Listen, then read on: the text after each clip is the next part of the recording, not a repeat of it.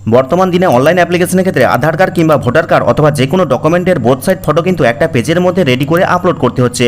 তুমিও চাইলে কিন্তু খুব সহজে মোবাইল দিয়ে তোমার আধার কার্ড কিংবা ভোটার কার্ডের সামনের দিক এবং পেছনের দিকে একটা পেজের মধ্যে রেডি করে সেটাকে সহজে ডাউনলোড করে যে কোনো অনলাইন অ্যাপ্লিকেশনে আবার আপলোড করতে পারবে। আর সেটা কীভাবে করতে হয় চলো আজকের এই ভিডিওতে দেখিয়ে দিচ্ছি। তার জন্য কিন্তু কোনো অ্যাপ্লিকেশন ইনস্টল করতে হবে না। তার জন্য কি করতে হবে, তোমাদের মোবাইলে থাকা কোনো একটা ব্রাউজার ওপেন করতে হবে। তো আমি ক্রোম ব্রাউজারটা ওপেন করছি। আর ওপেন করার পরে এই যে উপরে গুগলের সার্চ বারটা রয়েছে এখানে এসে যা সার্চ করতে হবে 11 জোন, এই যে 11 জোন লিখে সার্চ করলেই কিন্তু প্রথমে একটা ওয়েবসাইট চলে আসবে। তো জাস্ট কি করবে, এই ওয়েবসাইটের লিঙ্কে ক্লিক করে দিবে।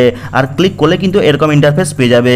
তো দেখো একদম কর্নারে বাম দিকে কিন্তু 3 লাইন রয়েছে, এখানে জাস্ট ক্লিক করবে। আর ক্লিক করলে কিন্তু অসংখ্য অপশান দেখতে পাবে। তো কিছুটা নিচের দিকে গেলে একটা অপশান দেখতে পাবে যেখানে লেখা রয়েছে ইমেজ মার্চ, এই যে ইমেজ মার্চ এই অপশানে ক্লিক করবে।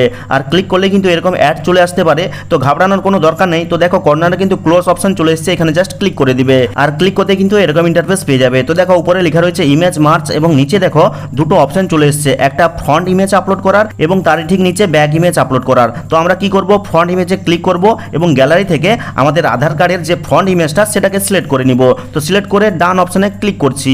ক্লিক করতে দেখো এখানে কিন্তু আমাদের আধার কার্ডটা চলে এসেছে। এবার তোমার আধার কার্ডের যতটা প্রয়োজন ততটাকে তুমি ক্রপ করে নিবে। তো আমি এটাকে ধরে আমার পছন্দ মতো ক্রপ করে নিলাম। তো এতটা আমার প্রয়োজন, এতটা সিলেক্ট করে নিয়েছি। এরপরে কি করব, নিচের দিকে যাব। নিচের দিকে গেলে কিন্তু ব্যাক ইমেজের একটা বাটন রয়েছে, এখানে জাস্ট ক্লিক করব। আবার গ্যালারি থেকে আধার কার্ডের ব্যাক সাইডটাকে সিলেক্ট করব, দিয়ে কর্নারের এই ডান বাটনে ক্লিক করব। ক্লিক করতে দেখো এখানে কিন্তু আধার কার্ডের ব্যাক সাইডটা চলে এসেছে। এবার এটাকেও আমার যতটা ক্রপ করার প্রয়োজন সেটাকে ধরে আমি ঠিকঠাক করে ক্রপ করে নিব। তো আমি ঠিকঠাক করে নিয়েছি। এবার কি করব, ফাইনালি দেখো নিচে কিন্তু কন্টিনিউ বাটন চলে এসেছে। কিন্তু তার আগে দেখো উপরে একটা অপশন রয়েছে জেপিজি নামে। তো এখানে ক্লিক করলে কিন্তু তুমি চাইলে কিন্তু এই ডকুমেন্টসটাকে পিডিএফ হিসাবে, জেপিজি হিসাবে, পিএনজি হিসাবে সিলেক্ট করতে পারবে বা ডাউনলোড করতে পারবে। তো আমি জেপিইজি এই ফরম্যাটে ডাউনলোড করতে চাইছি, এটাকে সিলেক্ট করলাম। দিয়ে কি করব, জাস্ট কন্টিনিউ বাটনে ক্লিক করব। দেখো এখানে কিন্তু ডাউনলোড ইমেজের একটা বাটন চলে এসেছে এবং আমার যে আধার কার্ডটা ছিল সেটার বোথ সাইড ফটো কিন্তু এখানে রেডি হয়ে গেছে। কিন্তু দেখো এখানে কিন্তু নিউ সাইজ দেখাচ্ছে যে 59 KB।